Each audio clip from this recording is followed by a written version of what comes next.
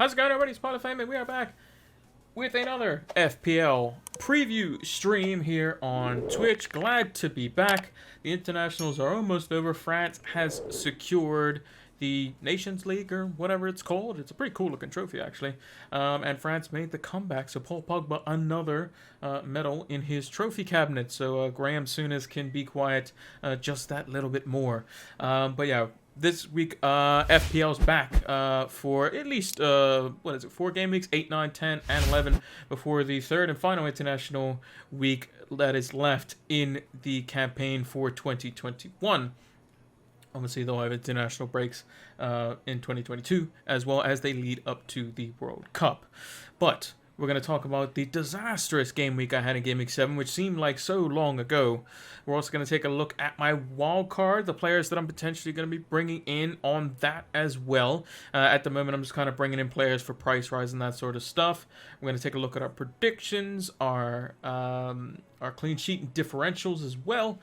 And we're going to take a look at our predictions for Game Week 8 and kind of take a look at the watch list again and see who we're looking at that for our wild card. And yeah, we'll take questions in the chat as per normal. But without further ado, let's talk about our sponsors for the FPL season.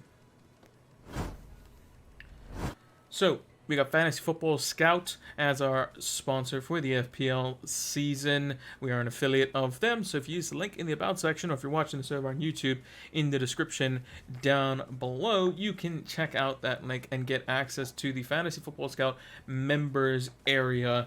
It is, you can do it monthly, or you can do it by the full year, and in the preseason, they usually have a discount offer, and you get access to all these fantastic tools that you see over on my side here. And the main one that I like to use, which you see a lot involved in most of my videos, is stats tables. So they have Opta data driven stats tables, which you can customize to your needs. I have made all my tables public, so you can use them at your leisure if you have your own membership in the members area. But there's a lot more than just stats tables, heat maps, the season ticker, all that good stuff. So make sure to check that out as well. So without further ado, now let's take a look at the dreadful game week that we had in Game Week 7, even though I don't really want to.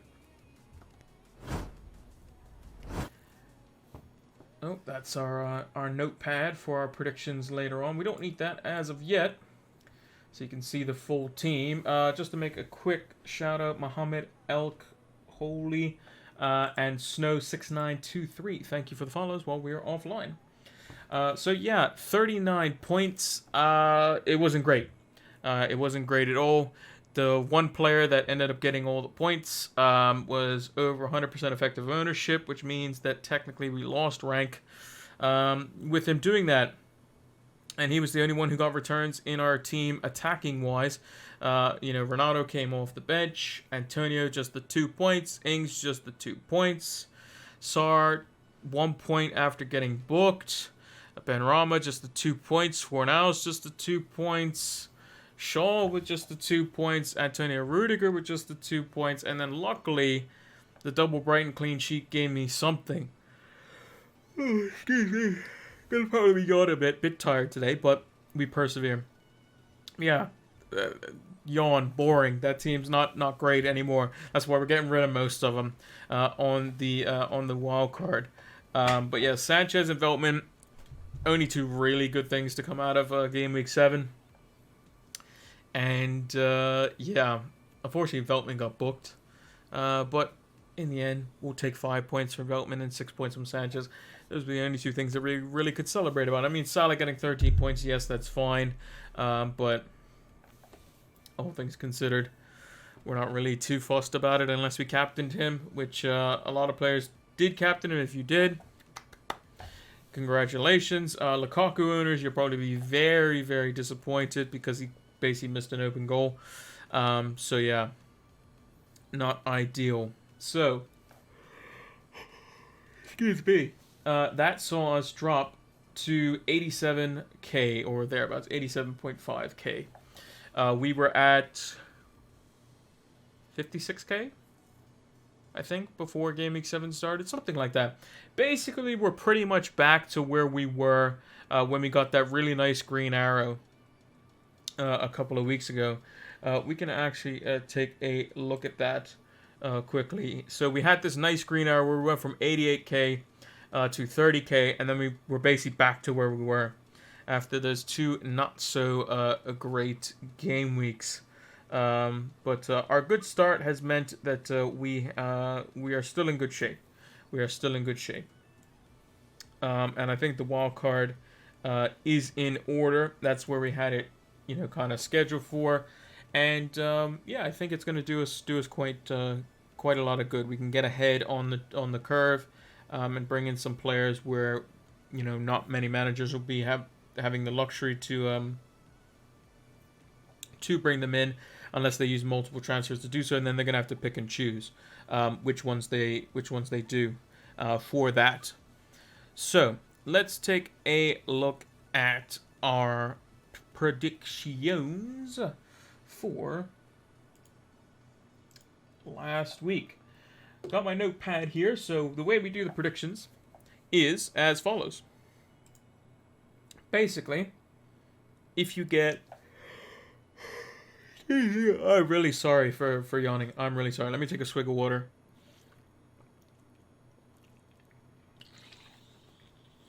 Hopefully that'll energize us. So I got the notepad here. Basically, what we want to do every week is get at least one exact score right, and more than the majority right if we can, for results. So basically, if you get an exact score right, so result and score, you get 3 points. If you get the result right, so had I predicted that, let's say United Everton was a draw, but it was 2-2 instead of what it actually was, which is 1-1, I get 1 point. If I get it wrong, it's 0.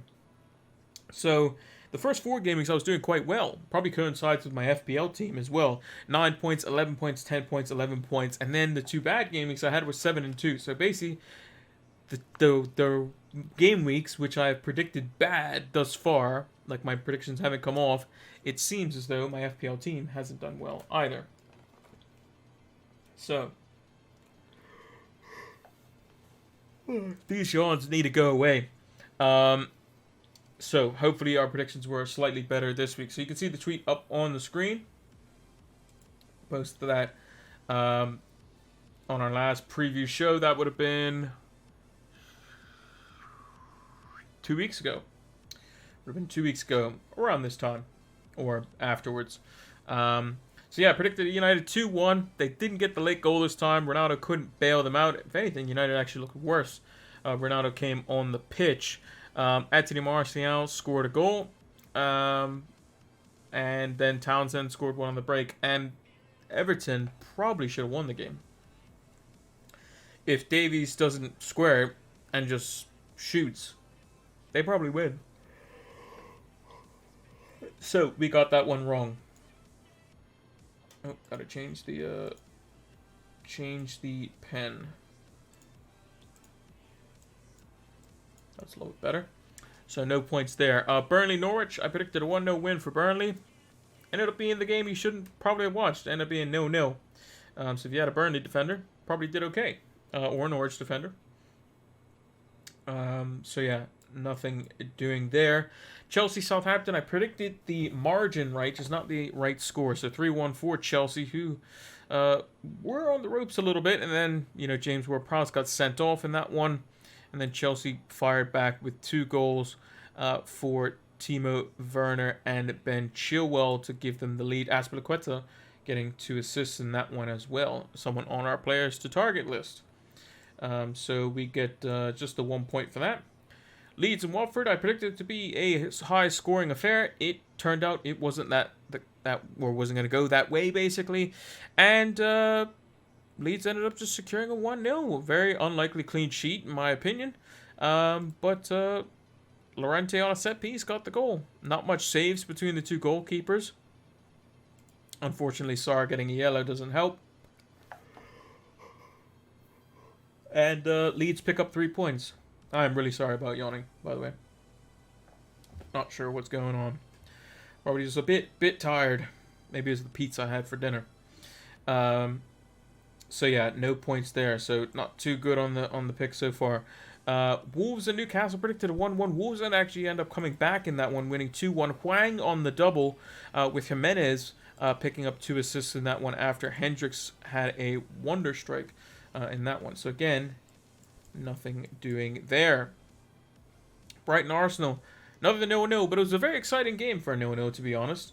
And Brighton ended up getting a point out of that one, as did Arsenal. Arsenal probably would have taken that. Looking back on the game, Brighton probably would have been disappointed not to have gone with my prediction, which was a 1-0. So we didn't get that one right either. Crystal Palace and Leicester, I predicted a 1-1 draw. Ended up being a draw, but just by 2-2, so just the 1 there. Spurs versus Villa, a 2-1 in favor of Villa, I put. Spurs ended up coming out on top in that one. Højbjerg with the goal. Excuse me. And Son with 2 assists, who magically, randomly went up in price. What was it, a couple of days ago? I think it was. Not sure why he went up in price, because looking at all, like, the what do you call them? Price predictors, where you look and see, like, oh, how close is he? How many transfers in? How many transfers out? And he just went up in price randomly. So a lot of people in the FPL community not too happy about that. So me personally, I'm not particularly looking at it, but I know that some managers were. So we got that one wrong as well. So not ideal. And then Brentford versus West Ham, we got that one wrong as well. So again, not doing too well. Predicted 2-1 in that one. Got the score right, just the wrong way around. And then City versus Liverpool, 1-1. I predicted ended up being 2-2. I mean, Salah's goal and Foden's goal as well were just crazy good. Salah's in particular, I mean, he just sits everyone down and then puts it in the far corner with his right foot curling away from the goalkeeper. I mean, it was just a fantastic goal and a great game to watch. Definitely the best game of the week so far for that one. Probably the best game of the season so far. And yeah, Salah was unplayable. If you don't have it in your FPL team, what are you doing? So, yeah. So we got 1 point for that. So overall, 3 points coincides with how bad my team did. We predicted Burnley and Pope for a clean sheet and the goalkeeper. Pope ended up only getting just the 2 saves, but did come away. No, he was 4th in line for a bonus point. So, but it did get the clean sheet. So Burnley and Pope for the clean sheet. Cucurella would have gotten some bonus points in this one, if I remember correctly. Yes, he got all 3 bonus points, so that would have been a fantastic pick had you gone with him. Phil Foden, again, brilliant. I believe he got a goal. I thought he got an assist too, but I guess not. They didn't award it because of the... It was, excuse me. It was initially passed to Walker, who dummies it, and I think it hits off the defender. Goes out to De Bruyne, and then De Bruyne scores off a slight deflection. But Foden's intended target wasn't De Bruyne, so he wouldn't get the assist on that. But he did get the goal, so we got that one right too. And then Edouard for Crystal Palace, did he score? No, it was Schlupp and Elise.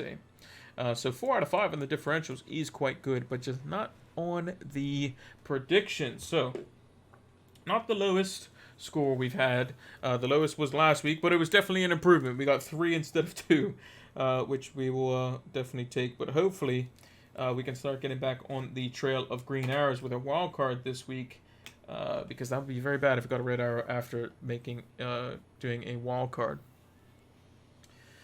Let's bring up the predictions notepad here for this week's. Right, so here is our predictions notepad. And we're going to take a look at some of the games here. So, we got 7 fixtures in game week 8 on the Saturday, 2 on the Sunday, and Arsenal Crystal Palace on the Monday night football to kick us off. But to kick us off the game week, Watford versus Liverpool. A very, very nice captaincy fixture for Mo Salah. But will the early kickoff ward FPL managers off in this one? We will see. It is currently debating in my head. And potentially, with Romelu Lukaku being injured, we might have to kind of make our way around that. But we will see. Watford versus Liverpool. What do I think? Apparently, my body thinks I should yawn. But in all seriousness, Watford versus Liverpool. Now, Watford this season have been very good at home for the most part. If we actually go take a look at how they've done at home. So at home this season, they've won versus Aston Villa 3-2. They lost versus Wolves. And they got a point from Newcastle. Away from home, they've lost 1, lost 2. They beat Norwich because it was Norwich. And they lost to Leeds. So again, 1-3 versus 1-1-1. Not too bad. So you would expect them to try to be able to do something at home. A lot better than what they have been. It just seems like they don't score very much away from home, unless it's literally Norwich who just give goals for free. So, yeah. I think that Watford might be able to maybe get a goal versus Liverpool. Depends on if Trent's back. If Trent is back, I mean, he doesn't help out as much defensively, but Liverpool retain the ball better with him. So, in a way, that's kind of defending. That's why people look at Man City's team and be like, oh, how can they play a 4-3-3 where they have Bernardo Silva and Kevin De Bruyne in the midfield? You know, Bernardo Silva is not necessarily the most defensive-minded player by any stretch of the imagination, and they just have Rodri sitting on his own. Well, it's because they keep the ball 75+% of the game, so you can't actually do anything. On the counter-attack, they leave that up to the likes of their fullback, who's really quick, named Kyle Walker. He's very quick, and their 2 center backs who are excellent. So they don't really need to have kind of that like N'Golo Kante style of player. They will switch it up sometimes in bigger games where they'll put in Fernandinho and the likes of Rodri in there as well in a 4-2-3-1, as Pep has done last season. Or they might even slot in Gundogan and have him, be a bit more reserved. So, but for the most part, Pep's going 4-3-3, very attacking. Cancelo at left back too, all guns blazing. And they've been creating a boatload of chances. They just need to start putting more away, and they'll blow teams out of the water 5-0 basically every game, pretty much, when City's on point. But Liverpool, in contrast to City, much more functional midfield, much more tempo-oriented, much more retention of the ball and recycling it in terms of moving it quick. Sometimes City slow it down and they kind of tap it around a little bit, that kind of Barcelona tiki-taka style. Liverpool, not so much. They get the ball to Fabinho or Henderson or Curtis Jones or Elliott, who was in there before his injury, and they get it to the front men as soon as possible, and then they go for it, or they give it to Trent or Robertson, and they create something there as well. That being said, I think Watford are going to be very susceptible to potential dangerous crosses.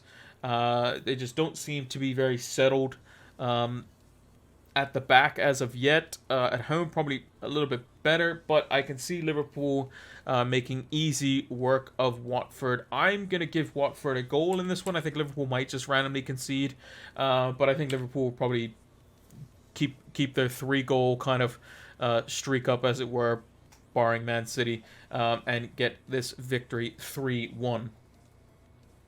Aston Villa versus Wolves. Now, Villa started off kind of a mixed bag. A lot of FPL managers like myself were looking at Watkins early on in the preseason, and then Danny Ings came along, and then Danny Ings was straight into everyone's teams instead of Watkins, and Watkins was injured, so they kept playing with Danny Ings up front. But now that they're both fit and available, Dean Smith has opted for a 3 at the back with wing backs, using Target and the likes of Matty Cash, and it allows for Target to not get exposed defensively, because there was one game where he was playing in a 4 and he got subbed at halftime. So I think there's a lot more security there with Tuanzebe or House partnering up with Konza and Mings in that back 3. Then you also have the security of Douglas Luiz and John McGinn. Big John McGinn. They just run around a lot, and they're very good technical players on the ball. They progress it well. They get it to the likes of Ramsey or Buendia when he's on the pitch, or Leon Bailey. And then they give it to the two front men who are constantly going to press. They're going to create problems. And Watkins and Ings, they can only get better, basically. And I think Villa are slowly starting to do that. And Wolves could be pressured. I mean, Jose Sa, not the greatest goalkeeper when pressured. If you give him time, he can pick out a pass, as shown for one of the goal for Raul Jimenez's goal. He got an assist on that. I'm just not sure about Wolves defensively still. Shaw can make decent saves from time to time. He did let one in versus United, which probably shouldn't have been the goal, because he should have probably saved it for, I believe it was Mason Greenwood who scored that in the 1-0 win. So still some questions to be asked there. Attacking wise though, Wolves look to be getting better. Hwang and Jimenez are the new front two duo, and I think it's just down to that right-sided spot as to who's going to come in there, whether it be Trincao or whether it be Traore, Podence or Neto. We will see. I think ultimately the front three is going to be the likes of Traore, Jimenez, and Hwang, or instead of Traore, they'll have Neto, who can play on that right-hand side. And he's going to create more than he will, kind of just blaze past players. Traore, his end product has been pretty poor, all things considered, this season, and I think if they get the service, Jimenez and Hwang can do some serious damage. And Jimenez, I think, has created the most chances out of any player across the top 5 leagues this season, which is mental to think about. He's doing well. He's doing well. And he's got his goal, got 2 assists now. So I think we could expect good things. And I think this one could be, can Villa keep Wolves out, basically? If they can, I can see them winning the game. If they can't, then it could be a bit of trouble for Villa. But I ultimately think that it's going to be a very hotly contested game. There's going to be some chances missed by both sides. I think it is ultimately going to come down to a potential big chance here or there, but I just don't think both teams will potentially take it, and I'm going to go with a very fiery 1-1. Leicester and Man United. Now, United this season, I believe United sit in second, third, somewhere like that. They're in the top 4. They've got 14 points from 21. Now, you would say, oh, well, that's not a bad return. When you look at it in the grand scheme of things, United haven't played anyone decent, realistically. You got Cristiano Ronaldo, Rafael Varane, Jadon Sancho, Paul Pogba in your team.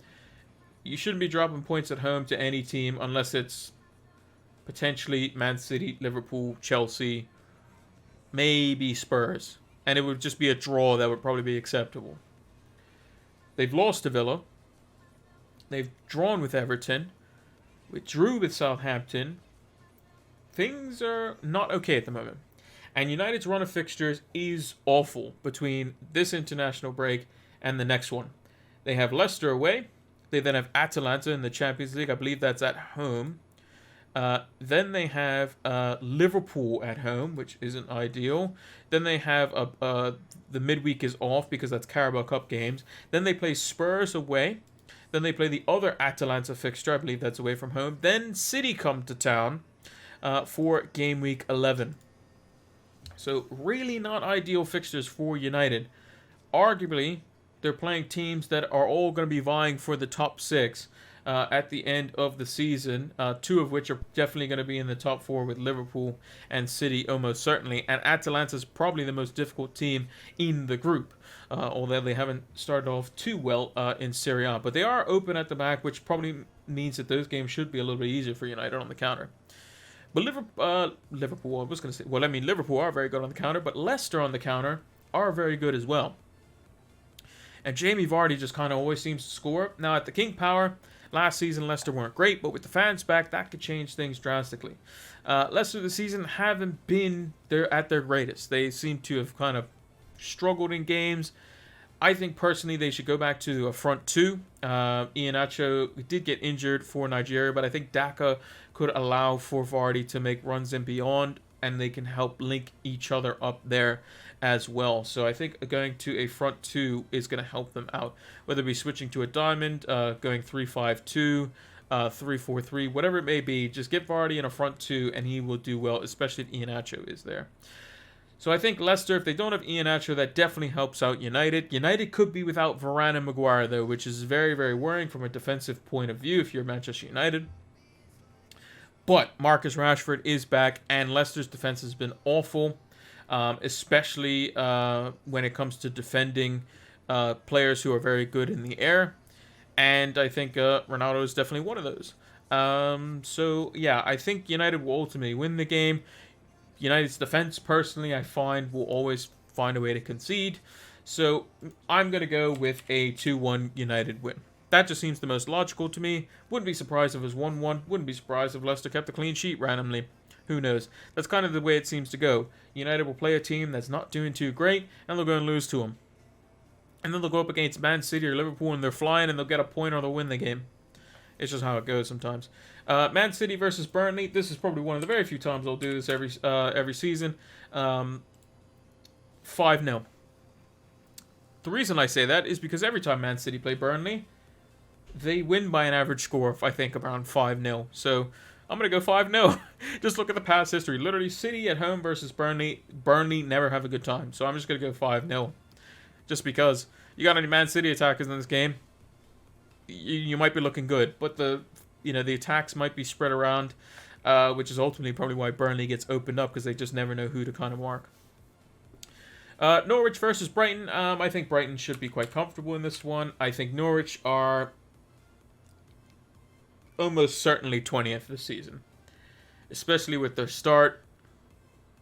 They just haven't been good. Daniel Farke, he seems like a nice guy, seems like a manager who knows what he wants out of his players. Just doesn't have the players to do it, to be honest. Lost his best player, sold him to Aston Villa. And Pukki's kind of just up there on his own. They've only scored 2 goals, I think, all season. One was a penalty, which Pukki scored, and the other one was a mistake, which Pukki ended up getting on the break and slotting home. So, yeah, I don't see them scoring in this one. Brighton's defense is pretty good. Brighton played well versus Arsenal. I think they keep a clean sheet. So if you are someone who has Sanchez going into this one, I still currently have him, but could potentially get rid of him on the wildcard. I would say make sure that you don't transfer him out before this game if you're going to. His 2 next fixtures aren't great, but Norwich, I think a clean sheet is almost certainly here. So I'm going to go 2-0. I expect maybe Mopé to get one. He'll continue his form. And, yeah, they'll do all right. Southampton versus Leeds. Now, this is a bit of a tricky one because Ward-Prowse, I'm not sure how long he's suspended for. And he is the captain of the team. October 30th. So, 2 games he's suspended. All right. Okay.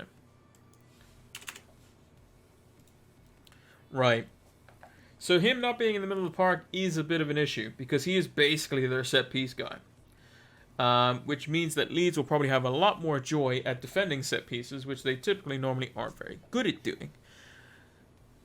But Leeds might not have Rafinha. And will Bamford be fully fit? Who knows? So this one could be a bit of a dead rubber game. This could easily be just a 0-0. Both teams kind of hitting each other, not really doing too much. So basically, when I don't know, I'm just gonna say 1-1. Leeds' defense is, capable of conceding just something random like United's defense, and I think Leeds might just get one just because of the amount of attacks that they do have in a game when up against any opposition, really. So I'm going to go with that. Brentford versus Chelsea. This one could be very, very tricky for Chelsea. Now, Antonio Rudiger looks to be in contention for this one. He's probably not going to play the game that Germany have. I believe it's tomorrow. But as he's been nursing a minor back problem. But I think they should be okay to beat Brentford. Liverpool kind of opened up and kind of just went like blow for blow with them. Chelsea aren't going to do that. It's just a matter of now, will Chelsea be able to score? Now, Lukaku has had a bit of a muscle injury, according to Roberto Martinez, the Belgium national team manager. So, who are Chelsea going to default to if Lukaku's out? We don't really know. Could Tammy Abraham play? I mean, he played pretty well for England. Oh, wait, he plays for Roma. I forgot. That's really dumb of me. I was like, he's playing well for England. He's playing well for Chelsea, too. Wait, he doesn't play for Chelsea. He plays for Roma. Well, maybe they might want to have him as a backup. Call him back from loan. Bring him in there if Lukaku's injured. But no, Chelsea should be fine. I think they should be able to keep a clean sheet. I'm just going to go with a standard Chelsea 2-0 win here. They'll probably find a way. They will be a lot more defensively sound than the likes of Liverpool were, who kind of just opened them up. And especially away from home, Chelsea will be a bit more reserved. Maybe Timo Werner plays in this game. Give him that bit of pace. Mount will be back in the team, almost certainly. And then if Lukaku plays, then they should be okay. Maybe Werner can play through the middle if Lukaku is out. But yeah, forgot that Tammy Abraham went to Roma. I was like, oh yeah, he's doing so well. And then I was like, wait, he doesn't play for Chelsea. He plays for Roma. For Jose Mourinho of all teams. Shouldn't have forgot that. Everton versus West Ham. Now, this is a bit of an interesting one because West Ham and Everton have both had very good starts to the season, but West Ham have kind of slowly tailed off. They lost in the dying stages versus Brentford at home, which doesn't help their cause. And the fixtures are starting to turn, and they also have the likes of Europa League still to contend with. And you know, those are going to start to take a toll on the players. Antonio is still fit and firing. He seems to score in basically every game for the most part. So it is going to test Everton. Everton being at home, though, they seem to be doing pretty well at Goodison Park. And I think that I'm going to have to benefit the home team here, I think. I think West Ham will probably end up getting one. They'll probably get disrupted by Antonio and somebody will score. But I'm going to go with Everton 2-1. I'm not sure if Richarlison and Calvert-Lewin are going to be back. If they can get one of them back, that'll be a fantastic boost for them. But Townsend, Damari Gray, Doucouré, I mean, they've all been fantastic, even without those guys. So I'm actually going to go with a 2-1 Everton win. A couple weeks ago, I would have said West Ham, no question about it. But Everton showed that they could do well versus one of the bigger teams with United. So West Ham are going to be organized, and it's going to allow for Everton to have a lot of the ball. So we will see kind of how that one pans out. But I'm going to side with the home team here. Newcastle versus Spurs. Now, we don't know what's going to happen with Newcastle, but they can't do anything until January. So we're going to go based off of that. Which manager is going to come in for them? Who knows? We don't know. In terms of the takeover, do I welcome takeovers for teams? Yes. Do I question the kind of money or the backing that they do have? Yes. Because when you're backed by basically a whole country, that can be a bit of a problem. There was a stat where basically it was like if the owner of this fund lost 90% of his net worth, he'd still have more money than Sheikh Mansour, the owner of Man City, which is crazy. But yeah, until January, we won't see how Newcastle are going to do. That being said, the manager that comes in, we'll see how that kind of goes. They still have the likes of Alan Saint-Maximin. They still have Callum Wilson, who was pictured in training as well. So that bodes well for Newcastle. They're going to be, kind of up for it. I think this is the first time Newcastle sold out a home game in who knows how long. They're probably just going to be glad that Mike Ashley's gone. And the place is probably going to be buzzing. They could probably get slapped 5-0 and they probably won't even care because they know that good times are coming. I would say probably in anywhere from 3 to 5 years' time, we'll probably be looking at Newcastle as an established team fighting for Europe, if not already in the top 4, which would mean the likes of United, Liverpool, City, or Chelsea are going to drop out of that. So, but that being said, Newcastle's team, who knows? Newcastle might beat Spurs because Spurs aren't very good. And you know what? I'm going to go for it. I'm going to say Newcastle win. 2-1. Why not? Up the Magpies. Up the tune. Why not? Let's go for it. 2-1 victory for Newcastle. Callum Wilson to get one. Saint-Maximin rip half of Spurs' team and get one. Why not? And then lastly, we got Arsenal versus Palace. Now, Palace like to play football, which bodes well into Arsenal's hand. There's going to be spells where Arsenal are going to have large portions of the ball. There's going to be portions with Crystal Palace looking to break. And if Palace go to break and Arsenal get the ball back higher up the pitch, which is what Arteta would like to do, implementing kind of the style that Man City have, they can do some damage to Crystal Palace.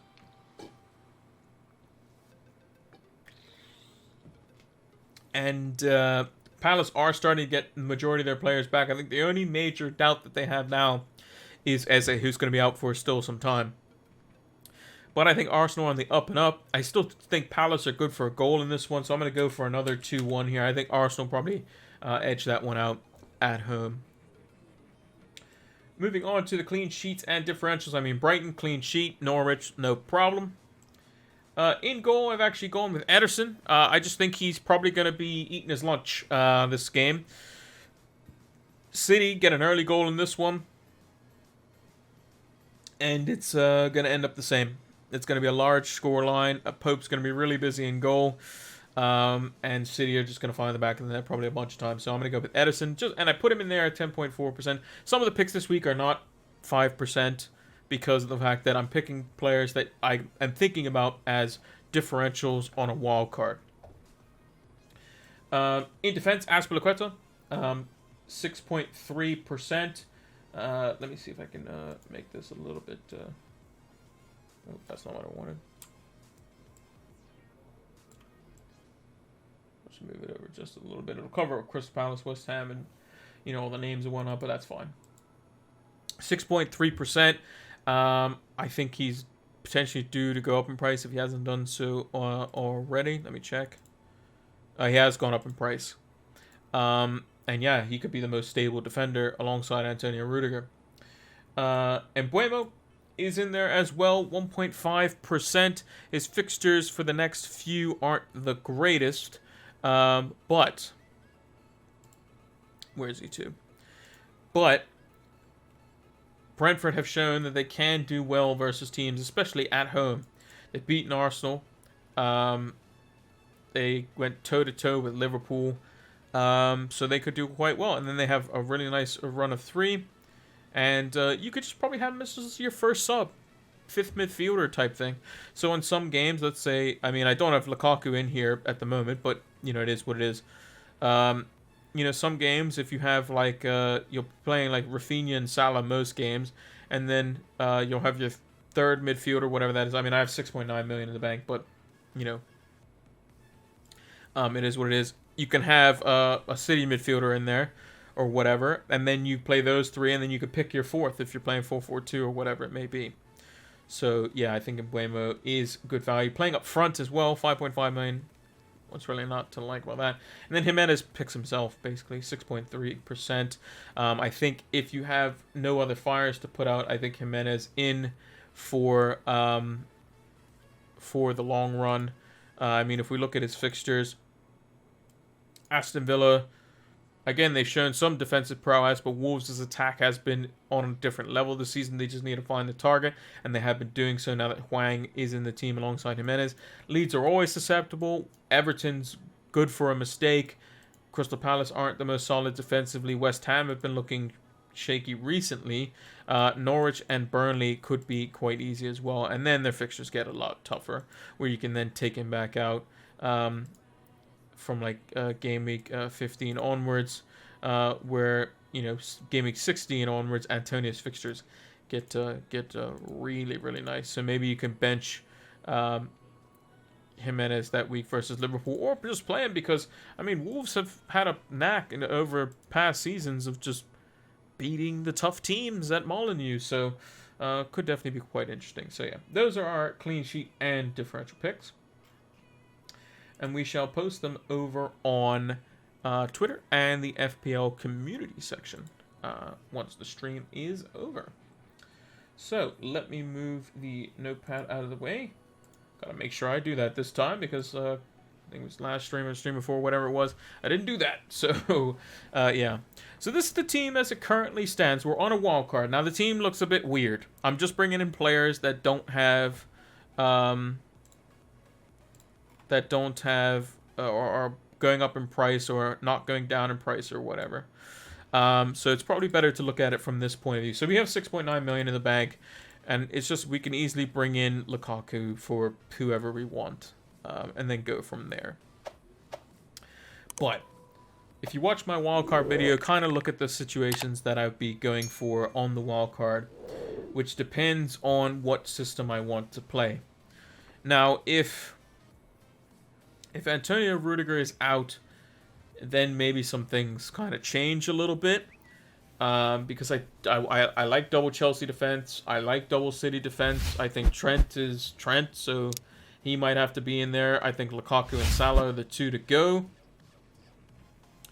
Two to go for, rather, for premiums.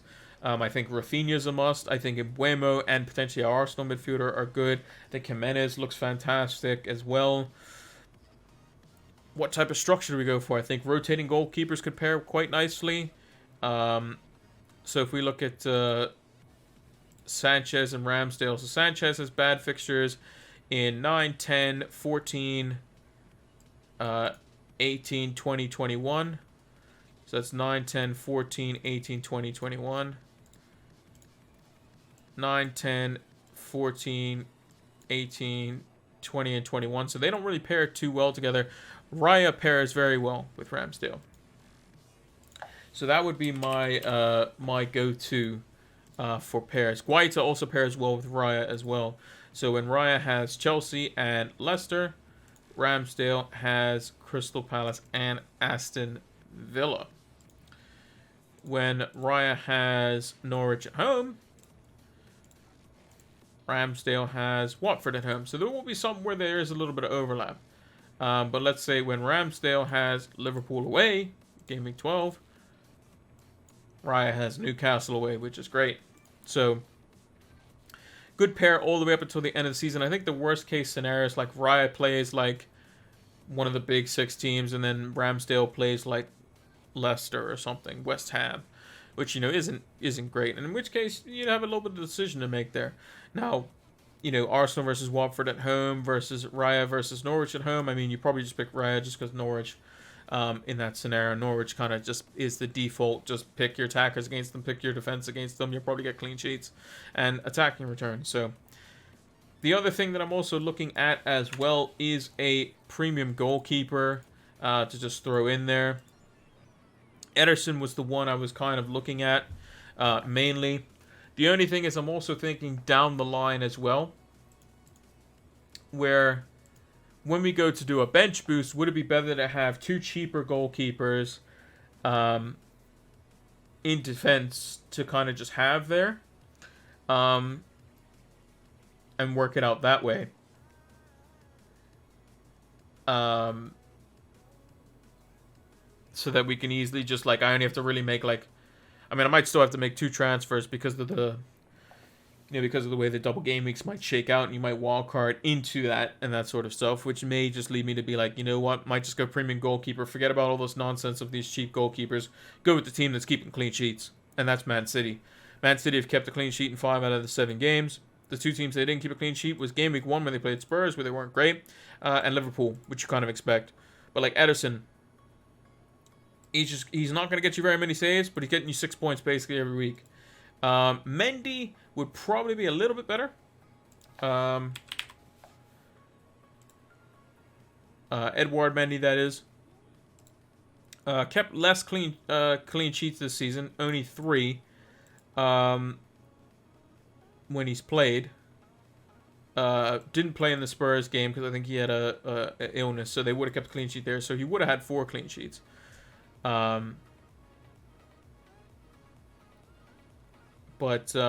I think Mendy is definitely better for save points as well.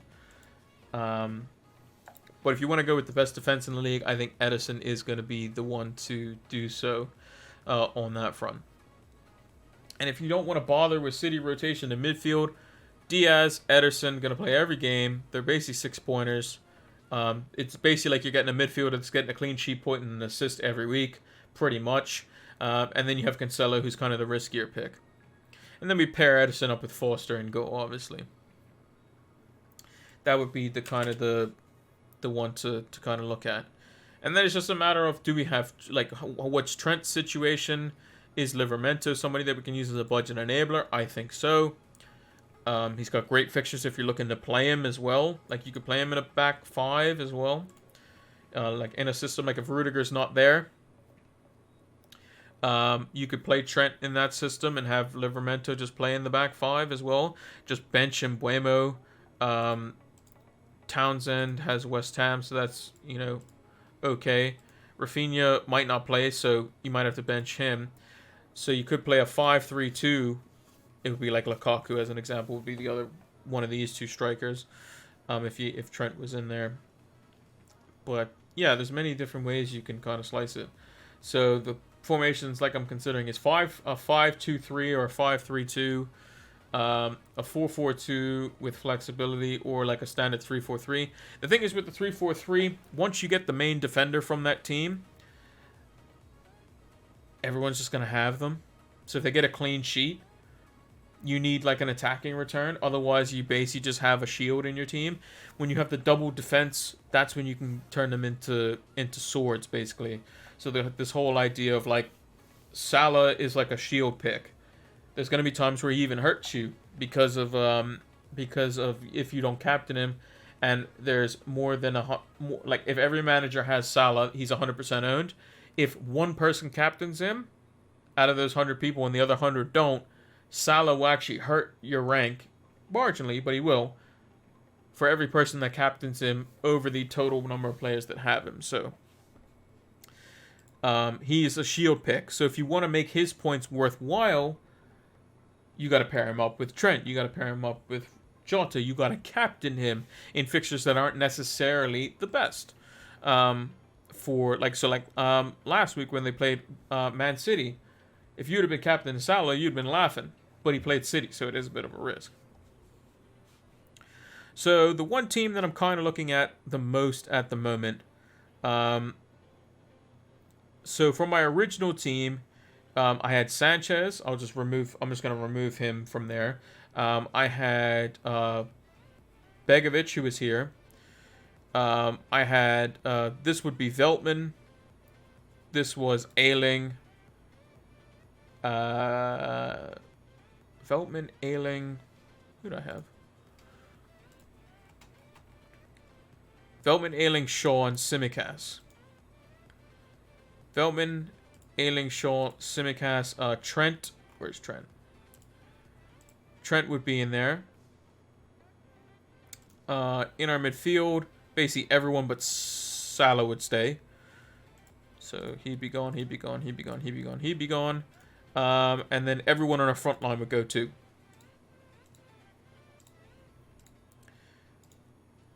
So literally, the only three players that I'd be keeping from the original team would be Rudiger, because he's the one we brought in last week and he makes the most sense to keep.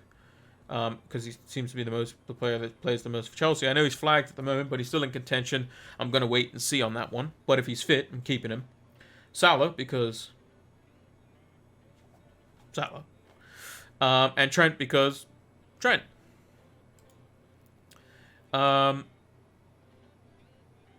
Then Jimenez. I think Jimenez is fantastic. I've always liked him as a player. There was one season where I didn't have him, where I wasn't playing too seriously, and I was like, who are these Wolves guys that are playing? And he just kept scoring every week, getting 9 points. He's great, so I think he could do well. So I think he's going to be my replacement for Antonio. If you look at the fixtures side by side, Villa, Leeds, Everton versus Everton, Spurs, Villa. So Leeds and Spurs are probably just as leaky as one of those. So you probably say that those fixtures are probably about the same in the grand scheme of things. Then he's got Palace. They play each other, and Norwich and Burnley. Whereas Antonio's got Liverpool, City, and Brighton. Ain't great. So on the grand scheme of things, Jimenez should score more than Antonio. Should. So that's what we're going for. Another defender, I mean, Cancelo. I mean, he's been ridiculous this season. 6 points, 6 points, 12 points, 6 points, 12 points. Got a yellow card and conceded 2 versus Liverpool, but that can happen to any good defender when you're playing against Salah when he's playing like that. And City's fixtures, I mean, all the way up until and including Gameweek 26. I mean, they play Arsenal away. I don't really think that's a difficult fixture for them. Chelsea at home, I mean, they should be favored because they're at home. West Ham, is it really an FTR4? Not really. Probably say the most difficult fixture is probably Man United at Old Trafford because United are just going to give them the ball and hit them on the break. So, and there was the memorable Scott McTominay goal where he shot from like just inside his own half, or inside their half, when Ederson came out to head the ball and he scored from like 50 yards or whatever it was. And United won the game 2-0. But I think Cancelo is fantastic. Another mandatory in the team, Rafinha. I think whether he's not playing in this week or not, I mean, he's Rafinha. He's been doing well this season. He could have easily had an assist in this game. I remember he could have had more than just a goal in this one. Could have had more in this one. Definitely could have had something in the Watford game too. Like, he dodges points, and he could be getting more. So Rafinha, for me, he's a must-have. With Lukaku, if he's fit, he's definitely in there for sure. Where's our watch list? He's definitely in there. He's our other captaincy option for sure. They probably play the more difficult defense out of him and Ronaldo this week. Leicester's defense hasn't been great, and Brentford's has been. But if he's fit and available, he's straight in there. Next 4 fixtures up until the international break. Bang, bang, bang. Good stuff. And then we bring we would bring Ronaldo back in Gameweek 12 when he plays Watford, because his fixtures in these 3 are better than Lukaku's. They both play Watford. They play each other, and I think Chelsea play Leicester, whereas United play Arsenal. But United play Arsenal at home, so you probably favor United in that one, most likely. So that's what I'd be looking to bring back. Ronaldo. But for the next 4, Lukaku's definitely in there. Captaincy-wise, you can captain him in all 4 fixtures, apart from maybe Gameweek 8. But, I mean, Norwich, Newcastle, Burnley, those look to be pretty easy points there. Then it gets a bit tricky. Depends on what you want to do. It depends on what you want to do. I think, personally, I really like City's defense. Which is why I would say my next player that would probably have to go in there would be Diaz, for sure. I really like City's defense. I think it's fantastic. I just know Diaz is going to play every game. I mean, if you look at the teams that they're playing against, Burnley could easily be a clean sheet. Brighton might score, but maybe I would say 1 out of 2 clean sheets in these 2 games. United away could be a 0-0, but we won't count that one. Everton, they might concede. West Ham, they might concede. Villa, they might concede. Watford, Wolves, Leeds, Newcastle. I mean, Leeds, they might concede, but probably expect 2 clean sheets out of those as well, at least. Southampton, Brentford, Norwich. Probably at least a couple clean sheets out of that as well. You're looking at a run of from Gameweek 26 from Gameweek 8, so that's what? 18 game weeks? You're probably looking at at least half of them have clean sheets, which means you're getting 6 points every other game, at least. I'm taking that for sure. And that's on a double up too, so it's 12 points basically every week. So you basically get 12 and 4, 12 and 4, 12 and 4, 12 and 4. So that's 16 points. You're averaging 8 points a week, basically. 8 points every other week. If my math's correct. No, 8 points every 2 weeks from your defenders, which is like conceding twice and getting an assist. So, again, I'm going to take that. I think that the defense looks too good. Now it's just a matter of, do we pair it up with another Chelsea defender? And if it's looking like Rudiger's back, I might be very tempted to just pick the best defenders in the game. Doesn't matter how much they are. Just pick them. They're great. You know, they're good for a reason. Also, another thing with defenders, if you play the maximum number of defenders, all your bench options can come in for you, right? So if I had a system where it was like, let me just pick an example. I'm going to go, just trying to think of a defender who doesn't play. I'll go with Eric Bailly just because I know, well, he might play this week, but normally he doesn't play for United. And then for Liverpool, I'll just go with Konate as an example.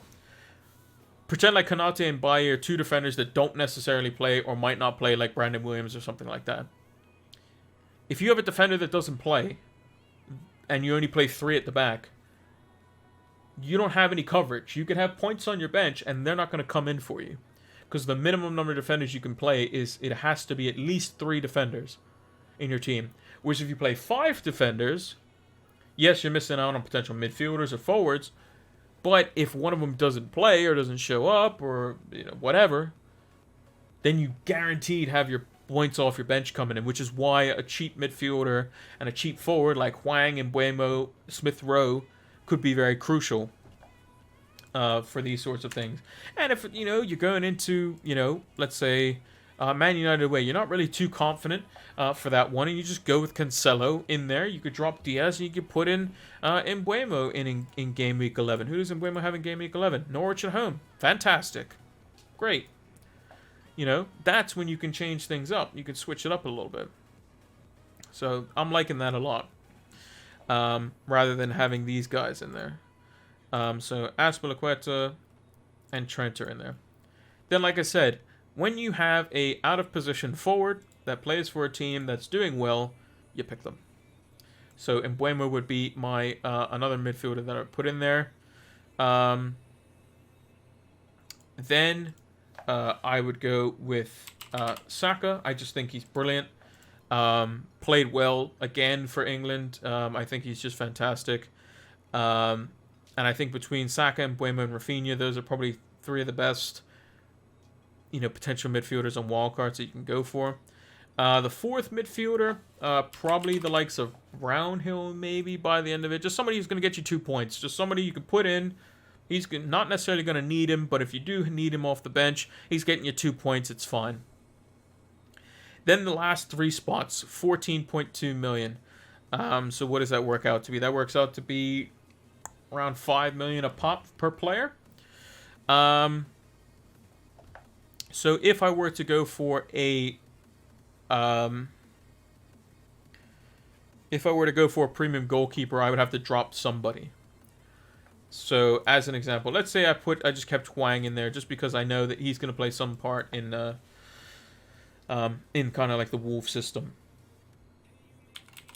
If I went for Ederson, and then I had Ben Foster, I would need to drop 1.3 million somewhere to make this work. How would I do that? Well, I can just drop Hwang by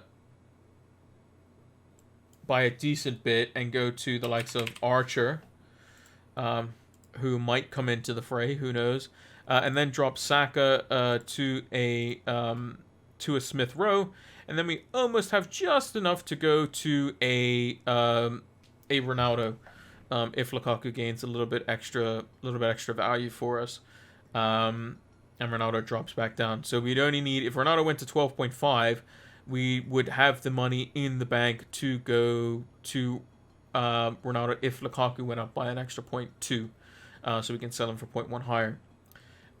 So maybe that's something we would potentially look at. Alternatively, if we wanted Saka,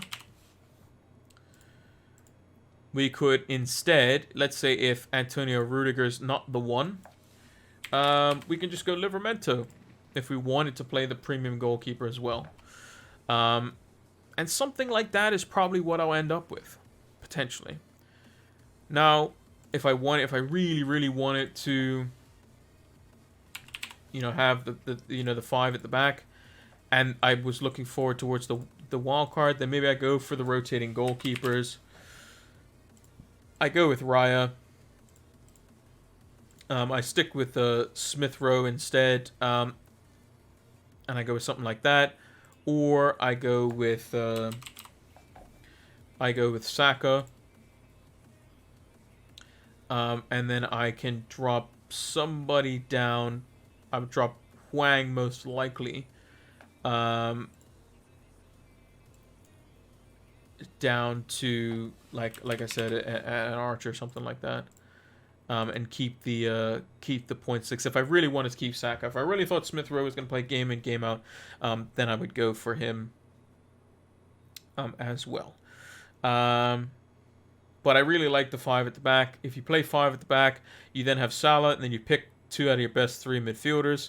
So let's say, when Saka is going to play Liverpool away, not the greatest fixture. In Gameweek 12, you got Mbeumo versus Newcastle. Looks good. And then you got Rafinha, who plays Spurs away. Spurs defense isn't great, so I'd probably back Rafinha in that one too. You play those 3, and then you play Jimenez and Lukaku up front. Seems good. And then you have Brownhill for 2 points off the bench. You have Saka with the 2 points off the bench as well. If you also look at, let's say, when Saka has Man United away, or actually, we'll go for Gameweek 13 when he's Newcastle at home. Really good fixture. Mbeumo has Everton at home. Not bad. And then Rafinha has Brighton away. So you probably play Rafinha and Saka probably, just because those teams are probably a little bit weaker. But you might just want to play, 4 through the middle maybe, and just drop one of the defenders. Maybe you're not too keen on City keeping a clean sheet there, or when United play Chelsea. Who knows? Whatever you want to do, it's quite flexible. It's good to have options. You can have one probably dud on your bench. You very rarely go to all 3 subs on your bench coming in for you. But there are rumors that Archer might be eventually getting some game time off the bench and stuff, which would be occasional 1-pointer. But Brownhill's definitely going to play pretty much every game. That's 2 points. Rafinha, Saka, and Mbeumo are all going to play when they're fit and available. So that's more points there. And then you still have the 0.6 million to eventually go to Lukaku or something like that. But I mean, if I have triple Chelsea defense, when it comes to Gameweek 12 when they play Leicester, I can just get rid of Antonio Rudiger, get rid of Lukaku, bring Ronaldo back in, and bring Luke Shaw back in. No problem. And then we're set up for United's great run of fixtures for that one. And we can still keep Azpilicueta if we want to. Maybe then we can downgrade him later on. If we or just keep him, whatever you want to. Or you can downgrade Azpilicueta, keep Rudiger, whichever one you want. And then City's defense you'd still keep as well.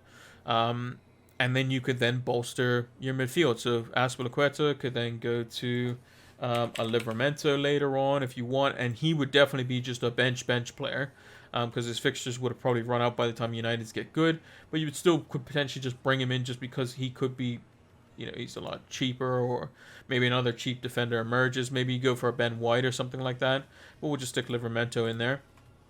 And then you can use that extra 1.8 million to, let's say, come game week 14 or so, Saka's fixtures aren't looking too hot, and maybe another, mid-price midfielder emerges. Salah's fixtures from game week 13 onwards get halfway decent, so maybe you bring Jota back in if he's in there. Maybe you look for a City midfielder. Maybe some type of cheaper United player. Maybe Greenwood's firing. Who knows? You can make it how you want. But yeah. Been rambling on a bit there, but yeah, so this is the team as it stands. That's not the team. We don't like that team. This is the team as it stands currently. Just some players like we mentioned that we were talking about that we're probably going to keep on there. Sanchez will almost certainly be gone. Azpilicueta and Rudiger, at least one of them will be on there, probably 2. Diaz and Cancelo will almost certainly be on there. Salah's going to be there. And Arsenal midfielder will probably be there. Rafinha will be there. Jimenez will almost certainly be there. Antonio, not too sure, but I've still kept him just for now. Huang might be there, depends on the budget. And Mbeumo will most certainly be there. Ramsdale will probably be there. Townsend probably won't be. And Livramento could be there, but yeah. We shall see. And just before we log off here, let's take a look at potential price changes. So speaking of Rafinha, looks like he could be potentially going up in price with Duffy and Mbeumo, Ivan Toney, Livramento, Mopé, and Raul Jimenez potentially all going up in price as well. We didn't even talk about Ivan Toney, but he is someone that could come into our thoughts if we go for more of like a 4-4-2, and maybe he kind of rotates with one of the midfielders. That could be something as well if we just feel that Brentford are just that good. And then in terms of players that could be going down, Baptiste from Brentford, Kaka from Watford, Kiko Firmino from Watford, Maguire, Harrison, Basuma, Iwobi, Bertrand, Lascelles, Richarlison, Buendia, Zinchenko, Gilmore. Those are not really players that we're kind of paying attention to too much to. But yeah, before we log off here, let's talk one more time about Fantasy Football Scout. Also, Cole_Haas0312. Thank you for the follow as well. Much appreciated. So yeah, Fantasy Football Scout, if you haven't checked them out, make sure to use the link in the About section, or if you're watching it over on YouTube, make sure to check the link in the description. You can get access to Fantasy Football Scout members area. There is a whole array of tools in there. Members articles that are exclusive. Rate My Team tool, the season ticker, Opta-driven stats tables, which are fully customizable. You can see all of mine in there as well, as I made them all public, the ones I use for my videos. And it's a great tool. So make sure to check that out. There's user preseason offer as well. But don't worry, that doesn't exclude you from getting the same content as everyone else does that did sign up in the preseason if you sign up during the regular part of the season. So make sure to get on it. Go check it out. And the link's in the About section below. So let's move over to the big screen. So I'm glad to be back making FPL content again. It was a long, drawn-out week because the internationals, kind of boring. No one really cares. I think the most exciting thing that probably happened was that there was a fire that happened on the field that England was going to play in, and Pogba got another medal. But for the most part, nobody really cares about internationals. They're kind of boring. Everyone's kind of fed up with it. And also, shout out to Thibaut Courtois, who came on and just said, yeah, nobody cares about the players, basically. We can't just keep playing every day, nonstop, 24/7, 365, because when's our breaks? Like, we can't just keep playing every year. Like, and there was discussions of the World Cup being every 2 years, and then, I think it was one of the managers, I think it was Ancelotti, was like, yeah, might as well make it 1 year, obviously being sarcastic, saying that's just dumb. Why would you do that? I think it would ruin the prestige of the World Cup as well. So, yeah, that's going to do it for our Game Week 8 preview. Make sure to check out all the other videos that we've been doing over the international break as well. You can get more in depth on my wildcard in the wildcard video. I also have another video coming out this week, which is specifically going to be looking at what I'm contemplating at that time. That's going to be on Thursday. The lineup preview is going to check out how we did, like we mentioned on this stream, as well as the kind of last minute tinkering thoughts for my wildcard. Deadline stream as per normal. Buy, hold, sell captaincy video out tomorrow and Wednesday. So make sure to be tuned in for that as well. So thank you all for watching, and until next one, take care.